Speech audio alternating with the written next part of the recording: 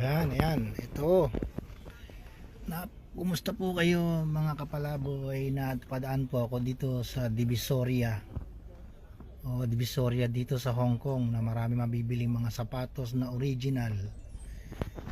Yan, gaya nito ng Off-White, Nike Off-White. Ano siya? Ayun, may Gucci pa, Off-White.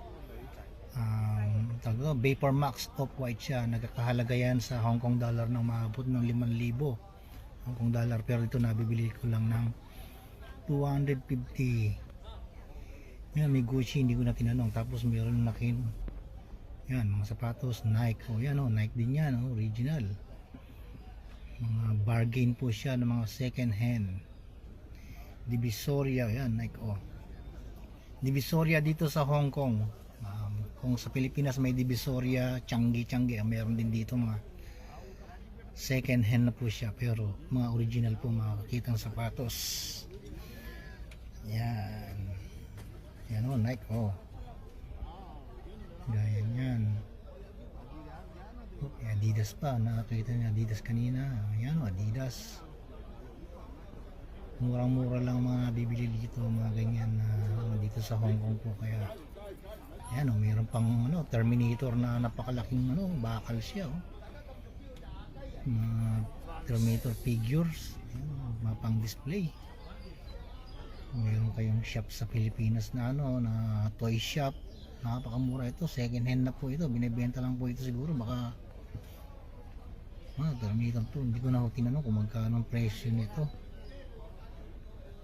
Napakaganda. Kung nasa malapit lang si Pilipinas to, ipapabox ko na, papadala ko na to. Napakabigat. Hindi ko alam paano kung dadalhin, kung halimbawa bibiling ko to, saan ko ilalagay ito, nakakamatakot pa anak ko yan. Bungo.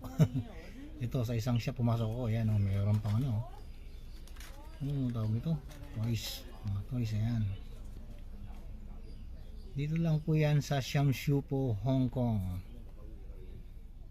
Sakay lang po kayo ng Red Line kung galing kayo ng Central. Sakay kayo ng yan, may gitara, mga original na gitara. Mura lang yan, mga second hand. Mga kapwa ko mga nandito sa Hong Kong, mga hindi pa nakakalam, punta lang kayo dito sa Siam-Shu po, exit A. Ikutin nyo lang po yan. Ayan, ganyan. Exit A po ang hanapin nyo. Dire-diretso lang kayo ang hanapin nyo. Ikot-ikutin nyo lang po yung exit A hanggang exit C. Yan, paikot lang po yan. Yan, Converse. Hindi, parang Converse ba?